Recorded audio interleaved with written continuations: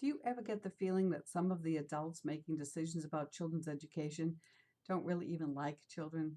I know that sounds harsh, but think about it. They eliminate recess from the school day in favor of more academic time, despite all the research showing that children need breaks and produce more when they have them.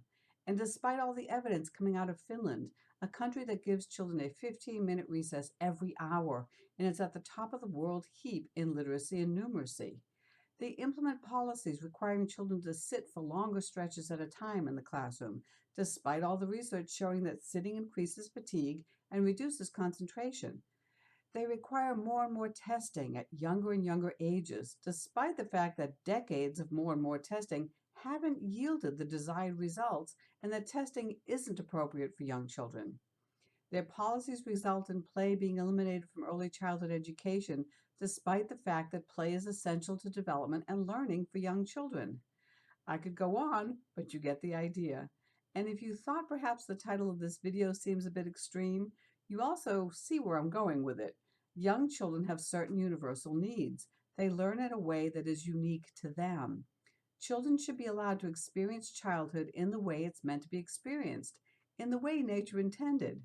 That means their early education should involve exploration and discovery, experiences including as many senses as possible, movement, and play. Yet the powers that be fail to realize this, and if they do realize it, they choose to ignore it. As a result, children are expected to meet unrealistic demands. They're supposed to understand concepts, demonstrate abilities, and pass tests intended for children much older. They're supposed to sit still for long periods at a time at 3 and 4 years old, defying their natural inclinations to move and play. And when they're not able to comply with the unrealistic demands placed on them, we put the blame on them. We label their behavior as challenging. In short, we refuse to accept children for what they are, children. I don't know how or why the craziness began, but it is indeed craziness, and it has to stop. We can't have young children struggling with depression and anxiety, and they are. We can't have them frustrated and burned out by kindergarten, and they are. So those of us who appreciate and respect children for who they are have to fight back. And of course, there are different ways to do that. One is to do all you can to educate parents about developmentally appropriate practice. I believe that if we help them understand what's truly best for their children, they will line up by our side and help us fight the good fight. Among other things, they will refuse to accept unrealistic expectations for their children. They will reject homework in the early grades, understanding that it does not benefit young children. They will accept that testing does not represent true learning. They will understand the value of play and push back when it is eliminated from preschool and kindergarten. They will advocate for recess. Should you feel that you need help with some of this, you'll find it with the reproducible letters I've created on a variety of subjects requested by early childhood professionals. They are Earlier Isn't Better, the importance of play, things you should know about screen time, why recess outdoors matters, sitting does not equal learning, why we don't use worksheets, and why hands and fingers need attention. And then, of course, there are the decision makers, the administrators and policymakers. We really need to reach this audience because if they don't understand early childhood education and developmentally appropriate practice, they will continue to make decisions that wreak havoc on children. Based on an interview I conducted with early childhood leaders, early education leaders in 4 states, here's some advice I can offer if you're going to approach the people who set policy. Gather your research. Be brief. Be respectful. Don't go it alone. Find like-minded partners.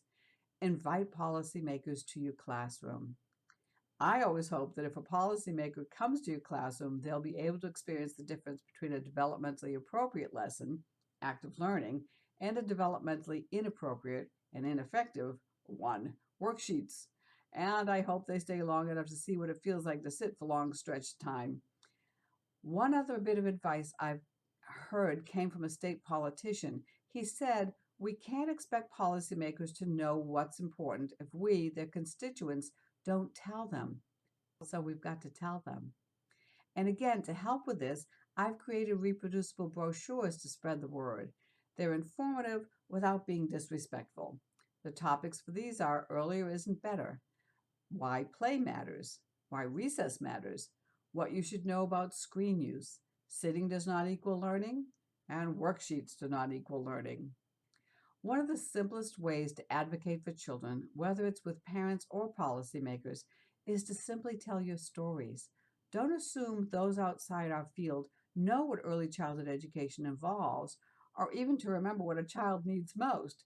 It's been a long time since they were children. By taking pride in what you do and sharing your stories, you can spread the word in the least intimidating of ways. As I've already said, we can't let things go on the way they are. I hope you'll do your part, be it big or small, to fight for the right of children to be children. Thank you for watching, as always.